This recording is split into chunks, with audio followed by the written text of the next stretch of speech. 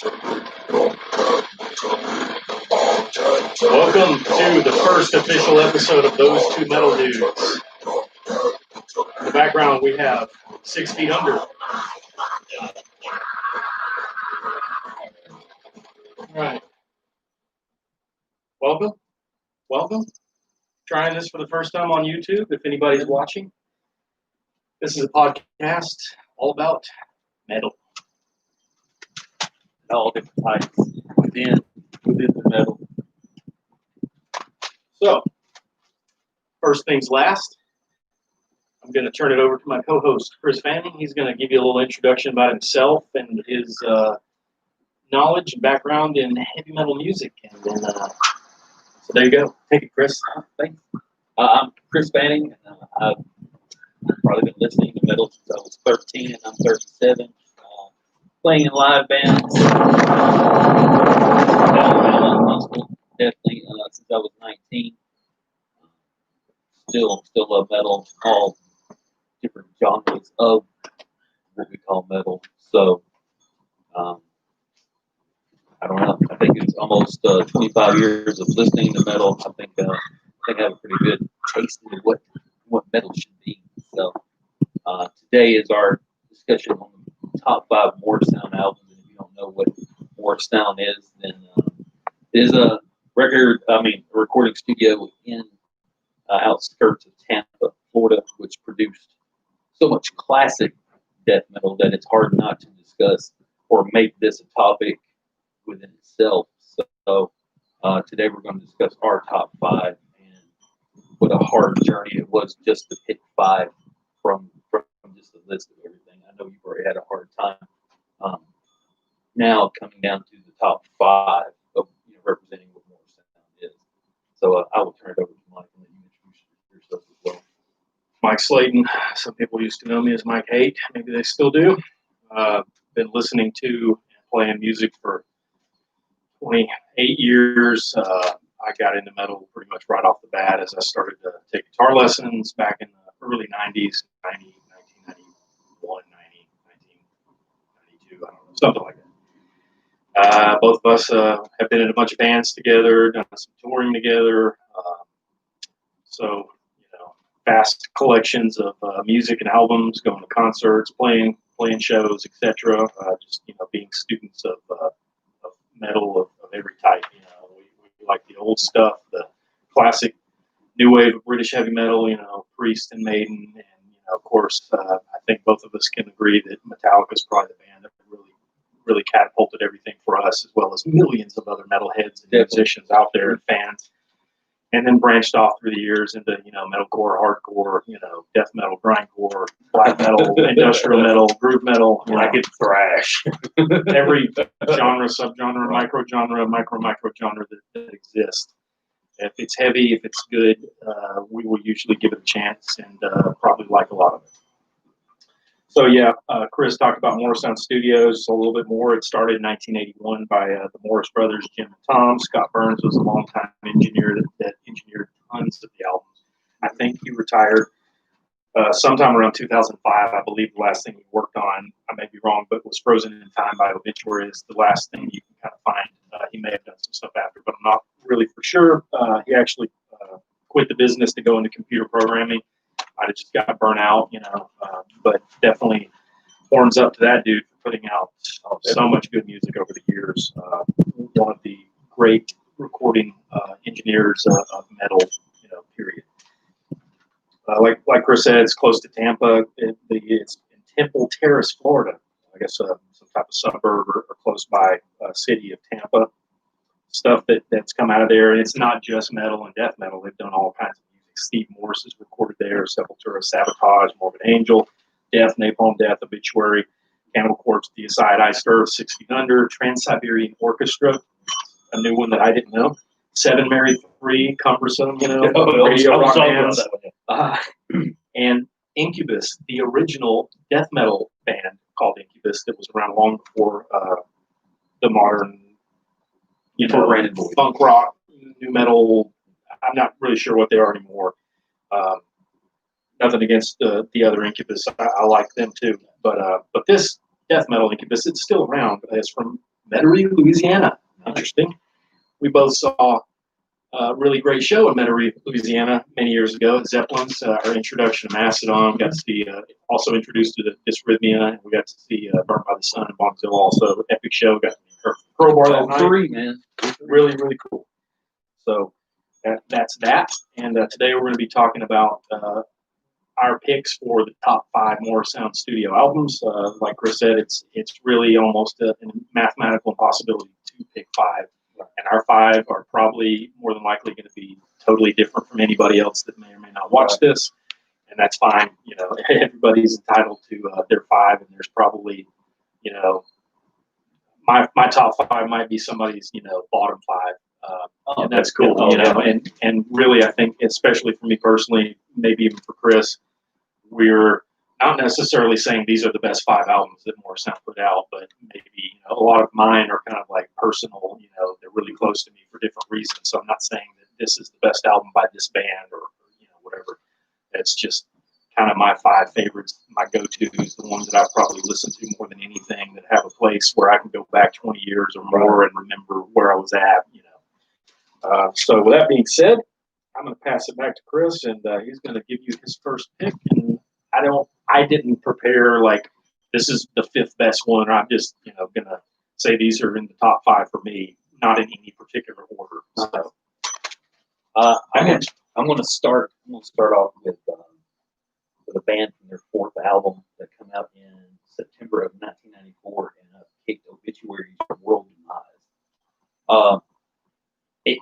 To me, it's the album that I would say that it would be the death metal that I would do if I was in a death metal band.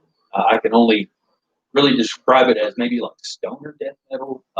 It sounds like a bunch of dudes that just, you know, that love death metal, but they got high and just, you know, this is what they did. Full of groove, full of heavy.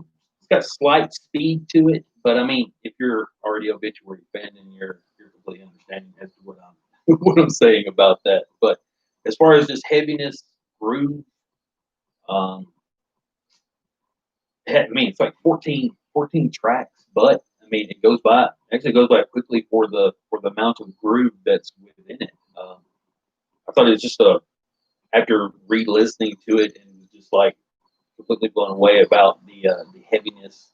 And I love groove. I'm a sucker for groove, groove metal, groove death metal. I mean, if it's in it and I dig it, that's just what I'm going to go for. But I think as far as just starting out with number 5 and kind of dipping my toes in the water, I'm going to go with Obituaries from World Demise as my number 5. very good pick. And we apologize if the audio isn't loud enough. It's a work in progress. Definitely. We're gonna move to a different area and get a kind of a proper studio, probably on the next episode. Hopefully, if not in the near future, and may have to use a microphone if that's the case. But bear with us. We'll try to speak up, and if nobody's watching, no big deal. And, Right. You know, if you are and you want to throw a comment or a chat or something, you know, let us know. If not, this will be uploaded probably onto Facebook later on, and you know, you can find it that way and watch afterwards. Not sure, because this YouTube live streaming is completely new to me, and I'm kind of old and I'm not really good with technology, so I apologize. So my first pick, I had the cassette tape in there. I'm not going to go in there and get it, but I forgot. I'm going with Obituary. Slowly We Rot, the first album. A little bit about Obituary quickly. They originally were called Executioner, spelled EX. 1984, they later changed the name in 1986 to Executioner without the E because of another band named Executioner that started it with the EX. And then in 1988, they finally changed it and settled on Obituary, which is a great name. And anybody that listens to extreme metal and death metal that's been around, you know Obituary and probably respect and love their majority of their catalog, hopefully. So Slowly We Rot came out in 1989 on Road Racer. Something I found out, I thought it was a division of Roadrunner. It wasn't. It was actually what the record label was called because of copyright issues with the Roadrunner, the Looney Tunes character. They later settled that and got out of the copyright infringement issues, and then sometime in the early 90s, were able to finally have the name Roadrunner Records. They've put out the catalog on Roadrunner Records is so vast, and they've changed over the last several years, putting out bands like Nickelback and other stuff. It's totally not metal, but I won't get into that. So there's a song on Slowly We Rock called Internal Bleeding, and I don't know because I tried to do research and there's really, you can't find anything, but it kind of made me wonder, is the brutal death metal band Internal Bleeding, which I also like, I wonder if they got their band name from that song. I kind of have a feeling they probably did, because that band is very groove heavy, slow oriented. Love the band. If I'm wrong, that's cool too. Anybody that's a fan of Obituary knows that the Tardy Brothers, man, that's the duo right there. John on vocals, Donald on the drums. They've kept it going. This album, pretty much to me, was the quintessential lineup of Obituary that lasted for quite a while. Trevor Perez and Alan West. The only guy that wasn't in the band on that first album, I believe, their bass player that later joined the band, Frank, who passed away. So their logo, their band name logo, super cool, very iconic. We discussed this before, that a lot of those death metal bands back in the 80s and the 90s had really awesome cool band logos that you could actually read. So that's another cool thing. Scott Burns was producer on this one. Trademark vocals, that's kind of the thing that goes with Obituary. John Tardy, very unique even to this day. I don't know really anybody that's ever copied him or done it right. I mean, he's still, you put out, who's the most unique death metal vocalist? I would put John Tardy number one. I was playing that album earlier, and my wife said it sounds like a dog barking. Great, comparison. It's very much bark and shouted, but it's kind of growly and throaty. And again, Chris pretty much, summed it up with his review of his Obituary album. Really good double bass, but slow. Not a lot of real fast blasting. Just grooving and just brutal and punishing, and really cool stuff.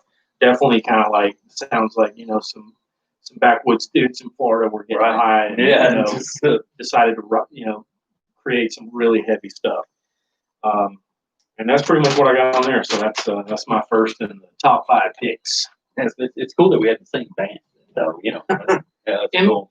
Totally coincidental. We didn't plan this out. Yeah, we don't know each other's We're lists, going on the cup. So I was really shocked right then when he said Slowly We Run. I was like, oh wow, yeah, cool. We started out with Obituary. I'm always gonna have an Obituary album if I'm talking about more sound or death metal. Death metal in general, yeah. So we're gonna be moving on. On to you. Alrighty. So my number 4 is going to be the second album from this band, and it was actually dedicated to Mozart. So after reading up about it, I didn't realize that it was actually dedicated to the man. I actually went with Morbid Angel's "Blessed Are the Sick." Nice. It was actually probably one of the first things that I heard from them, other than probably something on Covenant.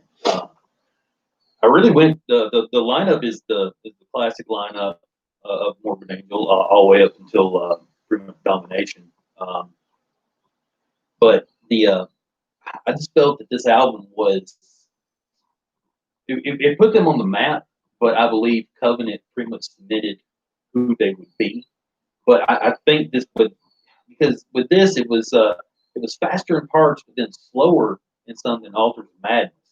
And what's really cool about Morbid Angel, their other albums are in alphabetical order. So if you're just checking out Morbid Angel, just kind of look at the first letter, and then you'll kind of see how far along you are within the discography.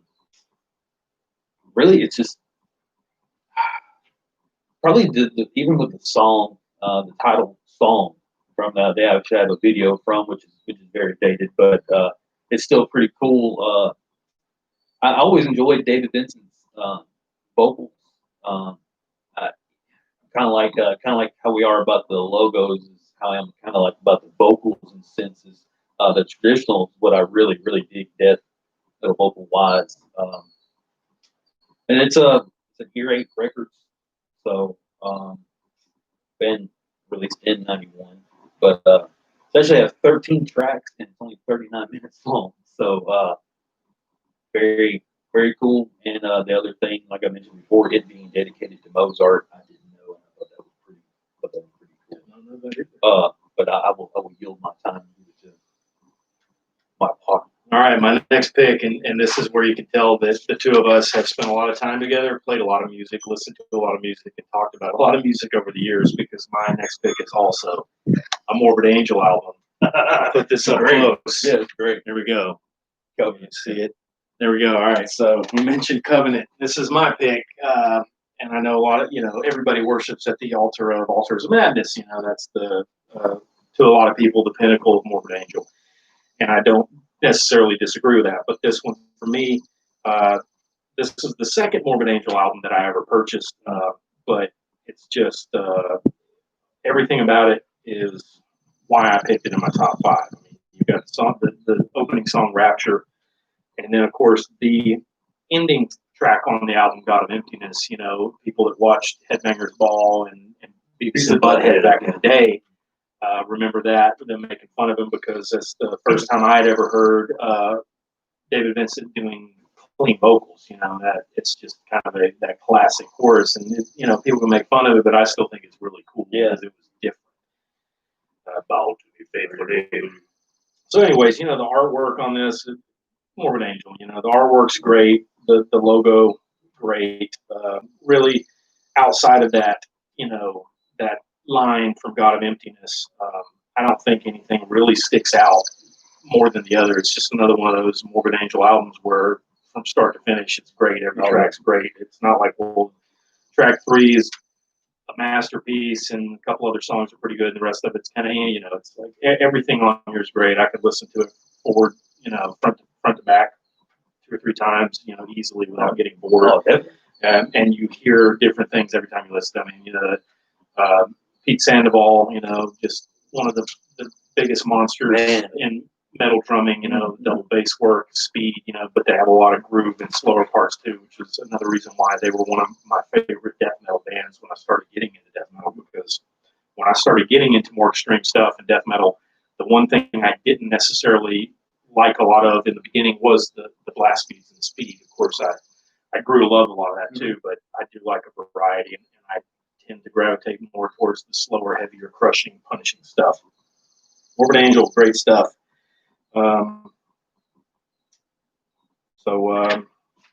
There you go. I mean, it was engineered by Tom Morris, which, you hear his name a little less than Jim Morris and Scott Burns, but it was also produced by Flemming Rasmussen. Anybody remember Flemming Rasmussen?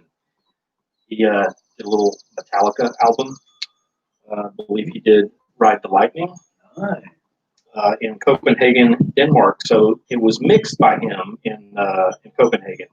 And I think maybe because of, I believe, Lars and Metallica being from Denmark, I think that's why Metallica ended up doing their second record there.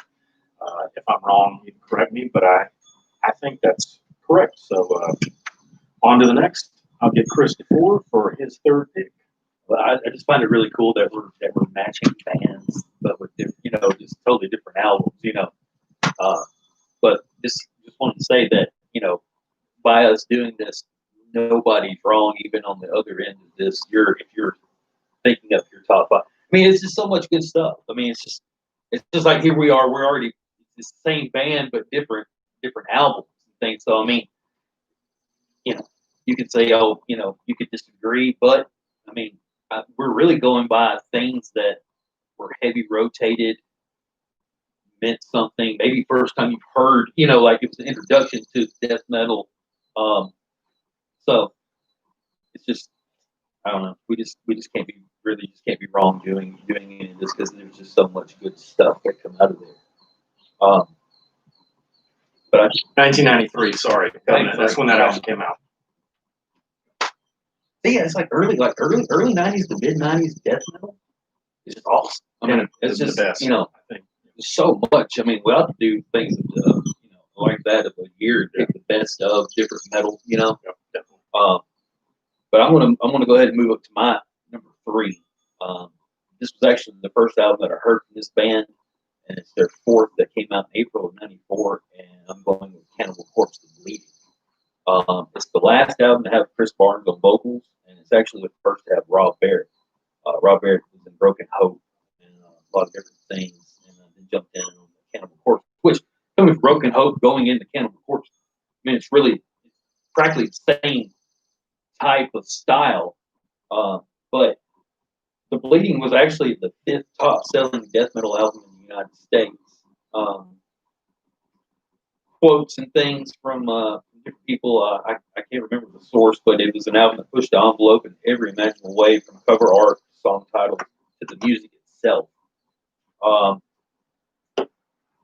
The Bleeding was the first Cannibal Corpse album that I heard, so it's pretty much probably one of the first introductions that I had to death metal,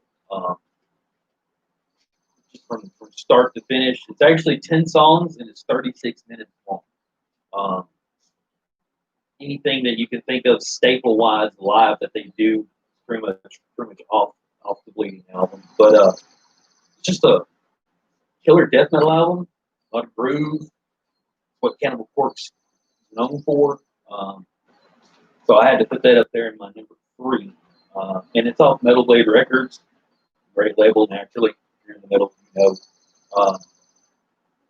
So I mean, it's pretty much the classic lineup, like I said. The last one was Barnes, so that's going to be my number 3, and I'll yield and you go your number 3 then. If you had said this next band that I'm going to pick, I was going to really kind of freak out. I'm like, I don't know how we're doing this. Close, but yeah. So my next pick is Death. Oh, Individual Thought Patterns. Okay? nice. And the reason I picked this one, okay, I didn't have a lot of time in the last couple of days to do a lot of notes on this one, but this one also came in 1993. So, 93, man, I didn't purposely pick a bunch of 1993 releases, but it was a good year for extreme metal and Warsound Studios.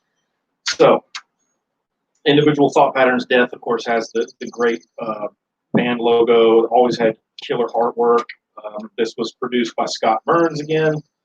I would say on this album, the last track, The Philosopher, is probably one of the first songs. I don't think it's the first. It might have been second or third song I ever heard by the band Death. And it's just kind of a classic when he goes into that, it's just amazing. This right here might be, I would say, like a super group lineup for Death. I mean, because every lineup Chuck had was great, but on this one, you got Steve DiGiorgio on bass, Gene Hoglan on drums, and Andy LaRock on guitar. All of those guys are like, I don't know. I mean, they're amazing. They've all played in tons of great metal bands and been a part of a lot of great music. There's really not a lot to say about this one other than it's an amazing album, and it's I believe this is the first album that I actually owned by Death. I probably got this sometime when I was in high school, so it's been 20 some odd years. And this album and this band really is the reason that I started getting into death metal. Because his vocals and the intricate guitar work, the technical precision of the music and the instrumentation was just, to me, unheard of, in metal and extreme music of this variety. I mean, there's a lot of power metal, thrash, classic metal and stuff that came out before 1993 by other bands. It was very technical, but for a band to be putting out death metal, an extreme metal like this, to be so technically proficient, it's like, Dream Theater put out a death metal album, it was just, innovative. Everything Death did, and of course, it's not their first release. They'd already put out a few before this one, but the whole catalog, it could be the top 5, so that's my third pick. Yeah, because you're talking of lineups with Death. The album before that one, Human, was actually, if you mix Cynic with Death, and that was the members. You had the guitar player and drummer from Cynic, and then actually the guitar and bass was from Death. So you haven't heard. That's why I pretty much had to get Gene Hoglan to be on Individual Thought Patterns to replace Sean from Cynic from the album before. So if you haven't heard any of those albums, please listen to Death.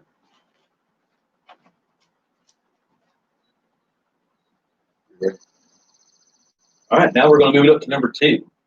Now things are going to start to get a little interesting from this now. So I figured the number 1 will be that's where we'll be more, very curious now because it's just, I like how we started out. Started out pretty much the same foot, My number 2 is going to be the 4th album from this band, and I love this band dearly. And actually, Mike had brought it up in our pilot episode of this album, but I went with Sepultura's Rise.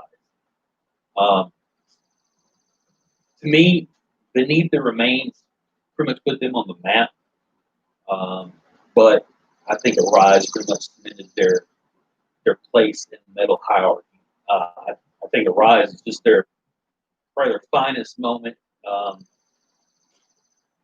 It's really, I don't know what else you could really say about it. I mean, the album, start to finish, is just brutal, great. It's like death thrash. It's got little bits of elements of death metal within it. But it's Sepultura thrash. You can't ever go wrong with Igor as far as drumming. I hold him really high. I really have high standards for Igor. We will probably do a thing about top metal drummers, and we will get extensive into that. But I just think it's probably one of the thrash masterpieces that you could listen to. If you've never heard the album, please check it out. Anything that we talk about, please go and check it out. If you don't know what we're doing, if you're stumbling across this, watching it, and wondering what we're talking about, please check this stuff out. Great introduction to death metal. But I was kind of just switching it up a little bit from all the death and throwing something else. But this album to me is near and dear to my heart, so it's just a lot of just what I've just been rotating through the years. And I don't know what else to say. Roadrunner Records, we'll have to get into record labels and things like that as far as because a lot of it's like Roadrunner, Metal Blade, things like that. So, but I'm gonna yield my time and I'll pass it over. Here's man's number 2. I'm curious. Great pick, and I think that's the first Sepultura album I ever got. I think I was maybe in 9th grade when I got it, and I never learned how to play a lot of Sepultura music, but the first thing I did try to learn, I learned how to play Arise because that riff, it's just awesome. Just catchy, memorable, but yeah, great pick. All right, so my next pick. Hey, guess what? It's another pick by Death. The Sound of Perseverance. Okay, so this is great album. This is the final album of Chuck before he passed away.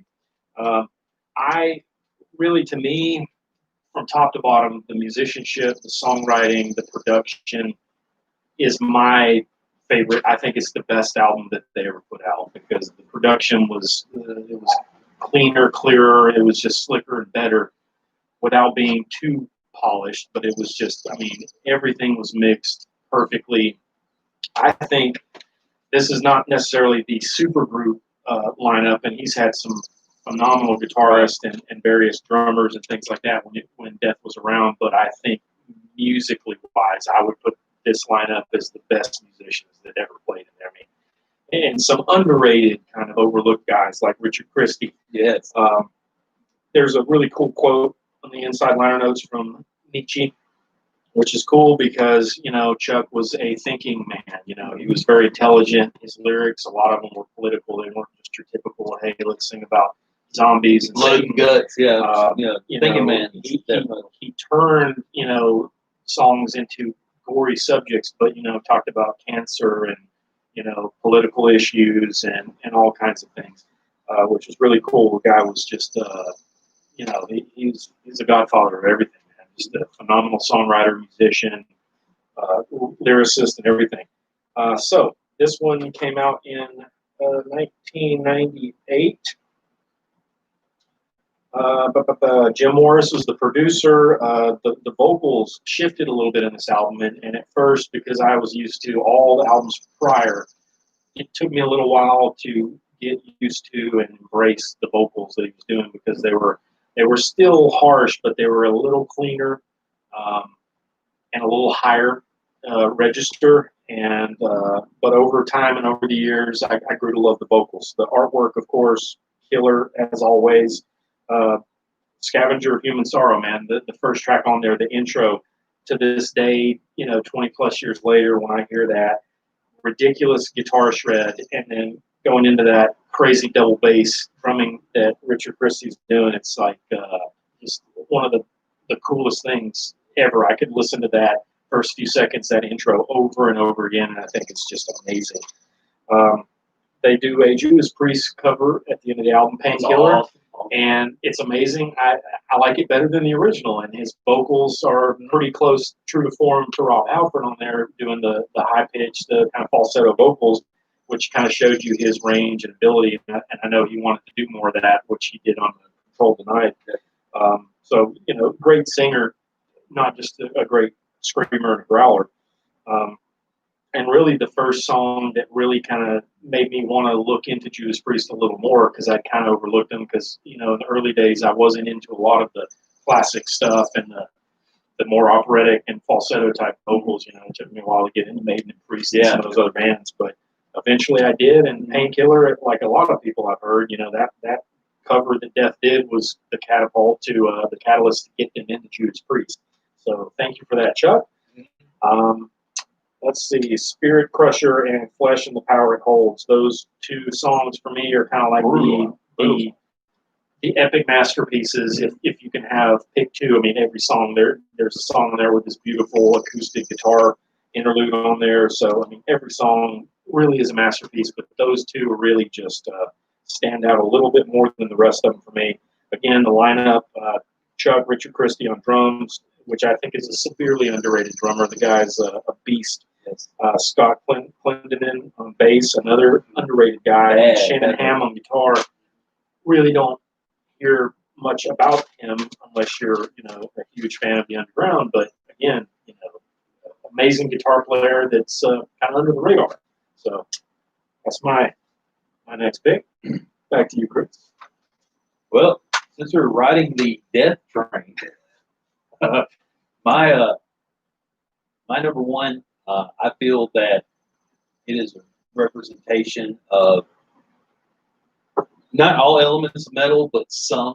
You took traditional thrash and death. If you like any of that, they mixed in this album. It's just mixed very well. It was the first album that I ever heard by this band, and Album of Death Symbolic album. It's actually their sixth studio album, and it was released in March of '95. Same year of '95 that Suffocation's Pierce with the band came out. Even the first Down album.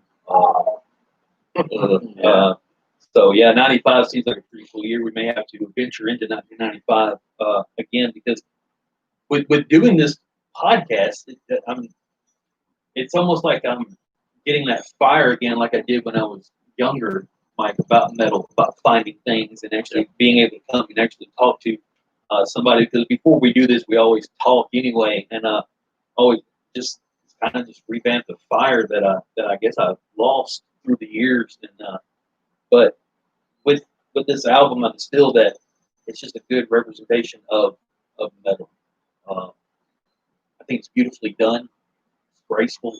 It's I know we're talking about death metal and mixing such adjectives such as that with it, but when you listen to the album, though, it's just, I understand that it's like their pivotal album, the album that everybody would know.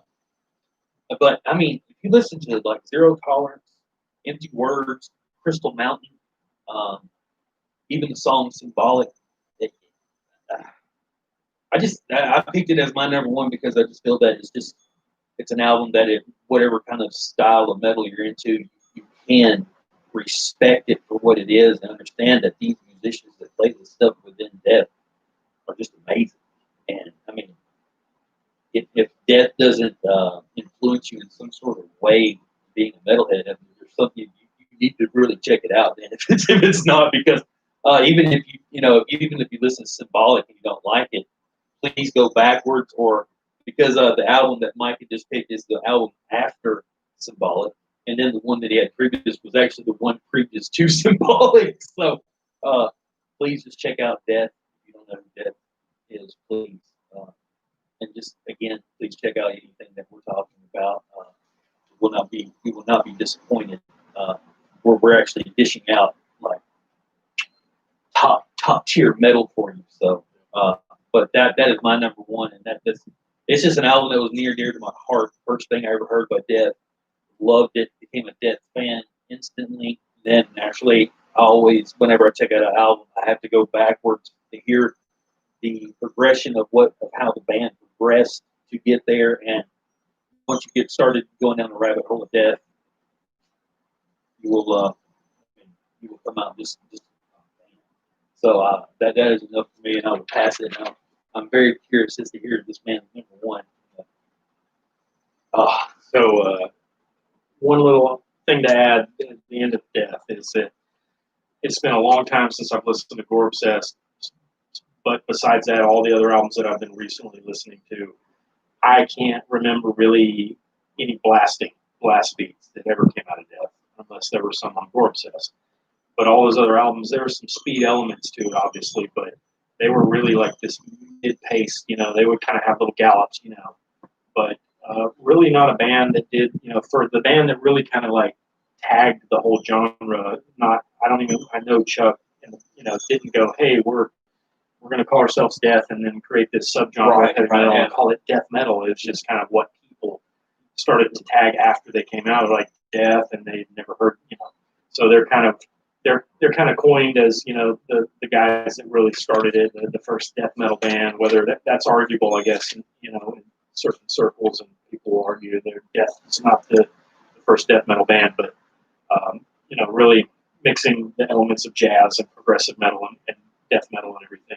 It's just really cool that a band like that didn't blast, 280 BPMs, 3/4 of the way through every song. Yeah. So just something cool, My final pick, and this is probably, this would probably make a lot of people angry, and they would be like, that's the stupidest pick you could ever pick. And I'm not saying it's the greatest Morrisound release or even the best release from this band, but I'll get into the reasons why it's my top pick.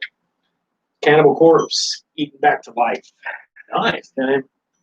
So there's a lot of reasons why I picked this one as my final, my foremost mountaintop pinnacle of Morrisound Studios. And for me, really, I would pick that as my top Cannibal Corpse.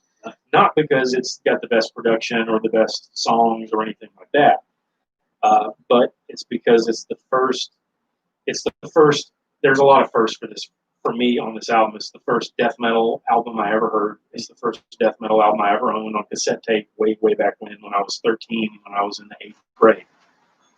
It's the first Morrisound album I ever heard or owned. So, the first Cannibal Corpse album, so that's kind of why, it came out in 1990. The album art is terrifying, and for a 13-year-old, it scared the living crap out of me, but I was rebellious and just getting into metal, and so I loved it. I was terrified, but I also embraced the terror. It's got this zombie that's basically risen from the grave, in a cemetery, and he's eating himself, It's awesome. Scott Burns produced this. Glenn Benton did guest vocals. He did that on multiple Cannibal Corpse albums. Of Deicide, he did guest vocals on Mangled and A Skull Full of Maggots. What great song titles, as well as a band I mentioned earlier that's pretty under the radar unless you're a big death metal head and, a big, huge fan of metal. Francis H. Howard of Incubus, the death metal band Incubus. Very cool. There's really no songs that really stand out on this album to me necessarily. I think it's just a really solid, old school, really brutal death metal album from start to finish. Metal Blade Records, they've been a Metal Blade band from the beginning, very, very loyal to that. Let's see on my notes here. So there's Put Them to Death, okay? I have a good story about this. This is another reason why this is my top pick. There's a little stop in the middle of that song where he growls, "You." And as a 13-year-old having this album on cassette tape, I was riding the school bus to middle school, and the bus we rode on had a cassette player in it. The bus driver was from Barbados, and he always had the radio going. So I decided this day I was going to ask him if he would mind playing my cassette tape on the way to school, because he was a really cool dude. And he obliged me, and he said, "Yeah, man." And so we put it in, right? And he, as well as all the kids on the bus, were kind of looking at each other like, what realm of hell have we entered, you know? And so they're blasting along, and I'm like, this is amazing. I'm listening to Cannibal Corpse on the school bus on the way to 8th grade. Nice. And then that explicit lyric hit, and Chris Barnes lets it out, and it's just this, but it's very audible. You can clearly hear what he's saying. And when that happened, the bus driver popped the tape out. I got in a little bit of trouble, and later on in the school year, because of my affinity and love for Cannibal Corpse, and the fact that I was a rebellious 13-year-old metalhead and was kind of an outsider in that, because there wasn't a lot of metalheads in 8th grade in my school in South Texas at the time, in the very early 90s, people started tagging me and saying that I was a cannibal, you know, funny stuff. So that's my pick, and a good story, and this is why we pick the things that we pick, because a lot of them have things that stay with us in our hearts. So yeah, because that's what I enjoyed about how you did your number one, because it was number one for a lot of things for you. You know, like you're talking about your first death metal album, your first Cannibal Corpse album. You know, it's the first thing, and you know, more sound. You know, that was good. You know, I really like that. You know, that was very neat. You know, so I have one more sound thing to add, and then I'm going to toss it over to Chris. He's going to talk a little bit about maybe some stuff he's been listening to lately, getting into, you know, not related to more sound, or maybe it is related to more sound. But this is an album and a band that I think it's another more sound release. And this, I know personally know some people that would probably say that should be the number one on the list, period. And I don't necessarily disagree with that. But I think this one definitely deserves a mention. And that is Cynic's Focus. oh, Okay, so, you know, let me look at my notes here so I don't have to go and. You know. So, Cynic's Focus, this album came out in 1993. Wow, 1993. We're going to have to do an episode we're going to visit years, 1993. man. You know, we're going Scott Burns produced this. This is, you know, it's a mixture of jazz and prog and death metal, and that's kind of what they did and what they were known for, and the uniqueness of this band. The musicianship is top quality. Tier. You know, you can't find anything out there that is really going to be like, oh, these guys are way better than that. I doubt it. So the drummer, Sean Reiner, he passed away earlier this year. Know some people personally that knew him, and, you know, drummer that I played with, you know, pretty much said after he passed away, he said, you know, this is the best drummer in the world that I ever saw, you know.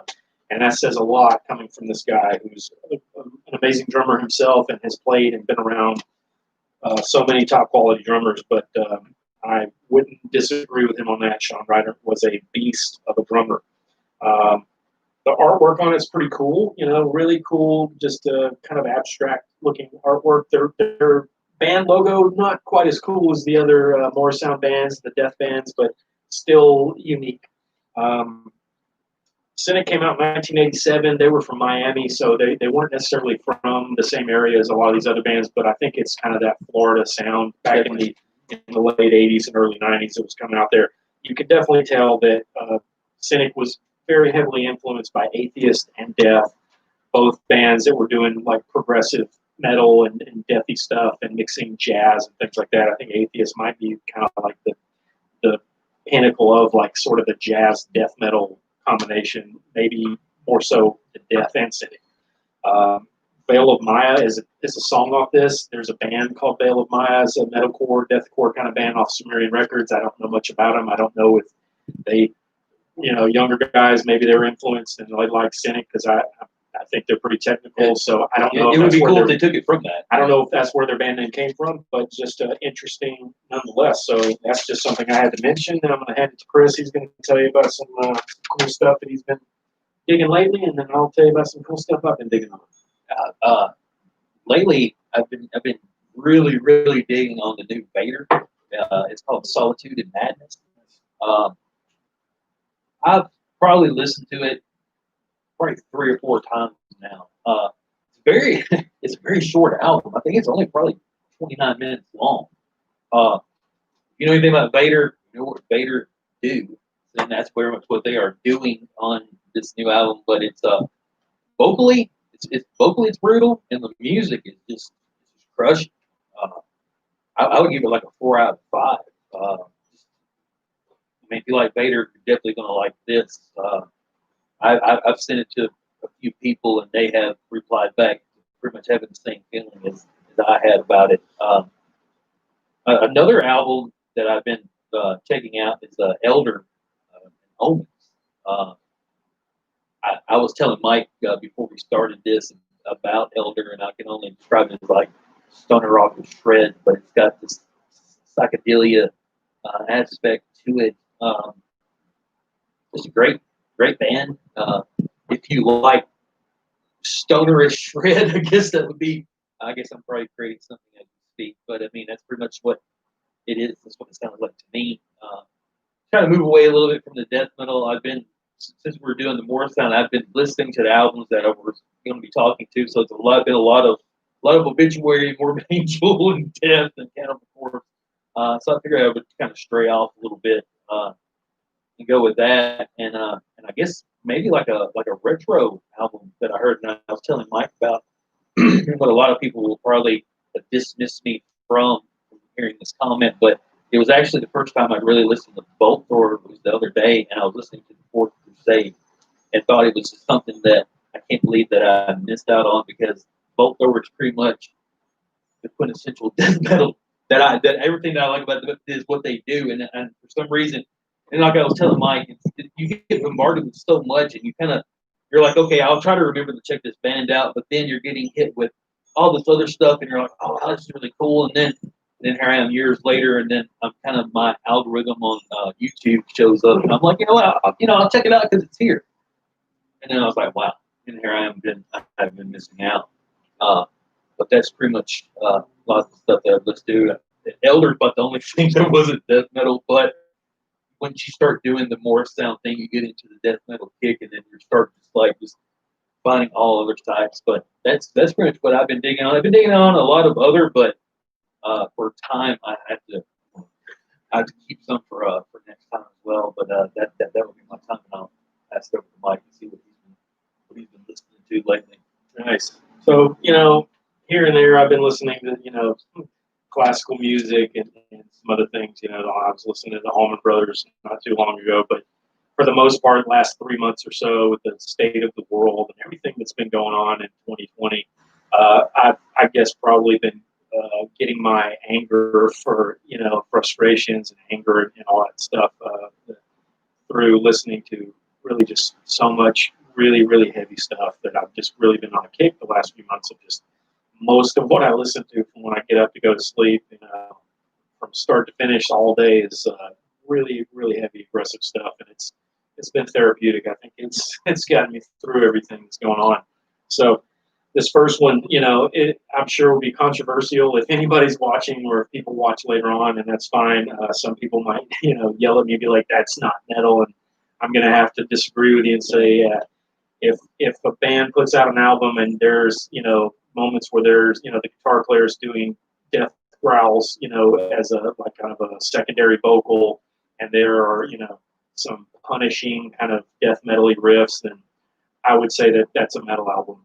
There's absolutely some elements of hardcore and probably even a little bit of a punk, ethos to it, not necessarily musically, but and then you can, talk about metalcore and all these different things that people would say this band is a metalcore band or this band is a hardcore band, depending on how old you are, what your your views on what metal is, and this is a metal release. Don't care what you say. I'll argue with you on this, and that's Knocked Loose, their most recent album, A Different Shade of Blue. It's a new, kind of a newer. I mean, they've been around for a few years and put out a few releases, but younger. Pretty sure that no one is 30. I'm pretty sure everybody in that band is probably in their 20s. But again, the metal, when you watch their videos and footage of their live concerts, and you got the the guitar players and bass players, wearing Morbid Angel shirts and stuff. And like these guys are definitely they may be in the hardcore scene or on that side of things because of the age and bands that they play with and everything. Because there's been this muddy line in the last 10, 15 years of metal and hardcore, and I think it kind of runs together a lot of times, and it's kind of a little bit of both, or you could say it's one or the other, but depending on the level of heaviness and exactly what they're doing, I think, hey man, Hatebreed is a hardcore band, they're a metal band, and so that's that. But anyway, man, this is a great album. Came out in 2019 on Pure Noise Records. I haven't digested it enough to really pick out specific tracks. I've listened to it, 6 or 7 times so far. And the tracks that I've heard off of it are, this is heavy. Yes. It's heavy stuff. So do not dismiss it because you think that it's something else. That is heavy stuff that he's holding in his hand. Yeah.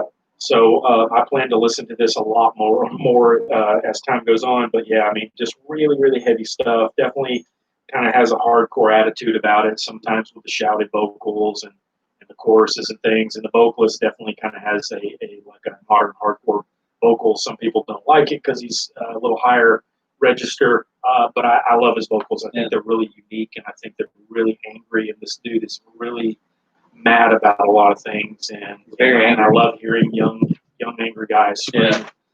So that's one of the things I love about metal and heavy music in general. So really, really good release, man.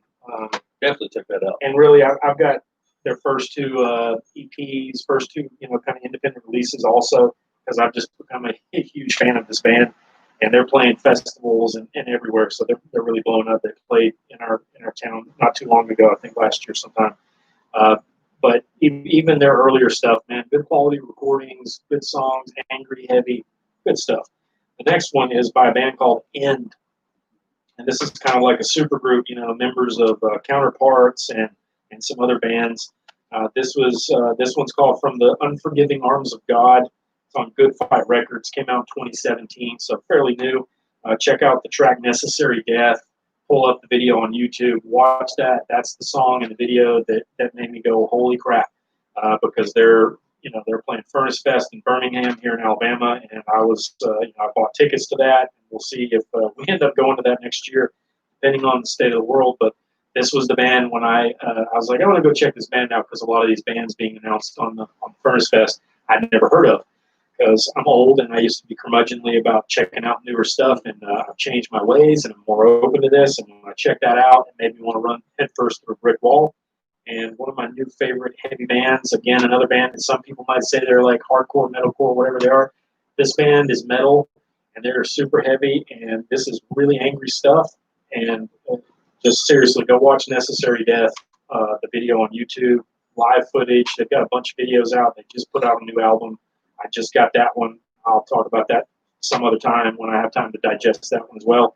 I've only listened to it a handful of times, but just it's short. There's 6 songs on here. I bet it's probably not even 30 minutes long, but man, this is like an easy, short listen of just pissed off brutality. Man, I can't say much about it. It's just if you like breakdowns and really just smashing grooves and stuff where people are stomping, but with that buzzsaw in tune, Swedish, Kurt Blue produced stuff, solid drumming, not a lot of fancy frilly stuff, just like 4 dudes that are just mad at the world and man, just heavy. Like if you're in a bad mood, listen to this. The next one is another really just angry, heavy band that the last concert that I ever got to go to before the world shut down for a while. This is Second Death, band out of I believe Valdosta, Georgia. Came out on Chokecore Records, 2018. They're kind of, I guess, the deathcore / 2-step, down tempo, new metal, all these crazy things I've never heard of until now. Whatever that is, but the drummer's excellent. Guitar player plays an 8-string. He worships at the altar of Meshuggah. The singer, I told Chris earlier, if you put the 2 of us together, that's about what he looks like. He's massive. Angry tattooed guy with a beard that when he's up there singing and screaming, you don't want to get too close to him. Super nice guy. Outside of that, very friendly. I ordered this one from start to finish. This is really good live. Maybe the heaviest band I've seen outside of like Crowbar. Uh, just breakdown after breakdown, but so heavy that it doesn't matter. They could just break down the whole time, and it wouldn't matter because it just makes you want to hurt everything. Check this band out. Go check out live concert footage of them on YouTube or wherever, and these guys are just, man, heavy. And so I don't care what you say. It's metal. And my final one, recently got this one. I haven't listened to it very much yet, but I discovered them through Lockhorns. You know, we pay homage to them because it's kind of the catalyst for us doing this, even though we were kind of doing this in our, music studios and basements and everything, 15, 20 years ago. Right. Sitting around listening to records and talking about it. So we got inspired when we started getting into the Banger TV, Lockhorns, and everything. Said, hey, why don't we do something of our own? And maybe, maybe in a few weeks, a few months, we'll have 3 or 4 followers, subscribers. Who knows? Either way, it gives us an excuse to get together and talk about awesome music and nerd out on metal. So this is Bigla, MGLA. I'm not sure how it's pronounced. They're from Poland. They're kind of controversial because of the label, Northern Heritage. It's supposedly associated with the National Socialist Black Metal movement, but this band has basically said that they're not part of that. So I don't know. They're kind of a mysterious band.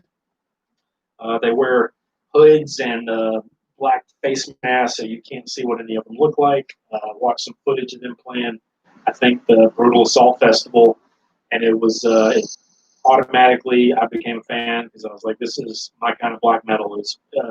There's some blasting, there's some traditional things that they do, the vocals and everything, but there's a lot of non-traditional black metal elements. There's a lot of doomy, slow. It's just really eerie, and of course it's heavy and really cool, and I think it's kind of unique. And this one's Exercises in Futility. There's really very little information even in here. There's not really any, hey, thanks to these people. There's lyrics, and there's not even any information about who's in the band. That's how anonymous they are. You can look them up online and find out who's on there because Wikipedia shows you everything. But as far as their release, there's no band photos. There's no thank you list. There's no so-and-so plays guitar, so-and-so plays drums. It's like, here's the album cover. It's dark and weird, and it just kind of leaves you going, I don't really know exactly what it's about. And there's no song title tracks on the back of it. You just have to look in the liner notes that have the lyrics. Very little information. Really good stuff, unique. If you like really different black metal that's pretty creepy, that, want to go to sleep listening to, you're probably going to have nightmares, but I'm digging it. I'm probably going to, look into getting some more of their other releases sometime, but a very mysterious, semi-anonymous kind of band out there, and there's a lot of that out there, so you just got to dig for it. But they mentioned these guys more than once on Lockhorns on multiple episodes, so they played some clips and things, and I was like, this is pretty cool, so yeah, I liked it, and that's about all I got to say about that. So we'll watch this later on. We'll Chris will post a link and things on Facebook for people that care about that, and kind of see where to go from here and see if we can improve on things. And we'll keep working on this, and maybe a few people will watch it and learn some things, hang out with us, whatever, give your opinions. And if not, again, it just gives us an excuse to pretend like we're doing something cool, and we get to hang out and talk about metal for an hour or two once a week. And next week, we're going to have a really special episode. My 11-year-old son's going to be on here, and it's going to be the 2.5 Metalheads episode of those two metal dudes. And we're going to be discussing, we've picked 3 bands in the metal genre, and each one of us is going to discuss why we feel like that band has been, either more influential or the most influential, or why they're extremely influential in their respective subgenres of metal, and kind of go back and forth with that, and maybe add things to each other's bands. But that's going to be the topic next week. We'll obviously end off like we do with this one, and everyone will discuss some newer things or things we've been checking out outside of the main topic that will, but just to give you a little sneak preview, we're going to be talking about Mastodon, Neurosis, and Slipknot. And I'm sure that'll be controversial if anybody watches. And that's going to be a fun one. We're going to have a nice discussion about that. We've hit the hour mark. Is there anything you want to add before we sign off? No, this is just our opinion and our show, and we're just gonna do and talk about whatever we want at the at the moment, and topics and stuff like that. It's always between us. We will discuss, but knowing what lies beneath, we would just like to show up and just do like we did today with the top 5. I had no clue about his top 5. He had no clue about mine. So that's why a lot of it was just just cool to see starting out the same, and that's pretty much how it will be since I know him so well and he knows me so well. So, but this is we can't play metal, and so we just want to talk about metal. So this is just our way of just being productive, and thank you for watching.